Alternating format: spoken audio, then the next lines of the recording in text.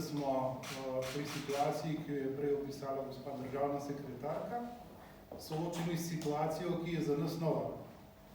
Imamo dve osebi slovenska državljana, ki ta trenutek čakata na evakuacijski let iz Yokohame proti Evropi, in imamo dva državljana, ki sta zaradi tega, ker sta ob testiranju izkazovala simptome, umeščena v bolnico na Japonskem. Ukvarjamo se z dvema nalogama. Eno je zagotoviti varen in hiter prihod tistih dveh, ki pogoje za potovanje izpolnjujeta, in ukvarjamo se z nalogo, kako omogočiti, da bo tisto bivanje v bolnici čim krajše in da se bosta tudi ta dva slovenska državljana lahko vrnila domov. Ta trenutek nimamo odgovorov na vsa vprašanja.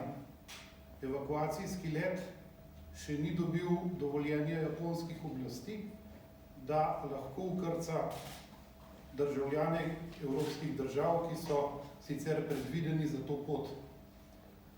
Italijanski kolegi so se na ta polet dobro pripravili, imajo tudi zdravniško ekipo, ki ta trenutek tam opravlja zdravstveno testiranje potencialnih potnikov. Odgovoril bom tudi na eno vprašanje, ki mi ga boste sicer zagotovo postavili, pa lahko povem tudi naprej.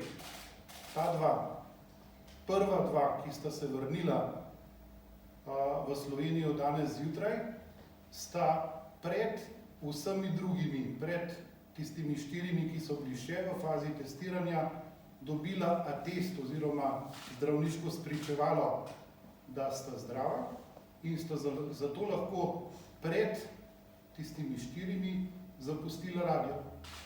Odločila sta se tudi po posvetu z našo ambasado v Tokiu, da skušata dobiti letalsko karto in izkoristita možnost komercialnega poleta proti Evropi. To jima je uspelo in mi smo veseli. V kontaktu z našo ambasado sta se druga dva potnika, ki sta tudi zdrava, odločila za uporabo evakuacijskega poleta. Ta trenutek smo tako s tema dvema, kot tudi z ostalima dvema v kontaktu.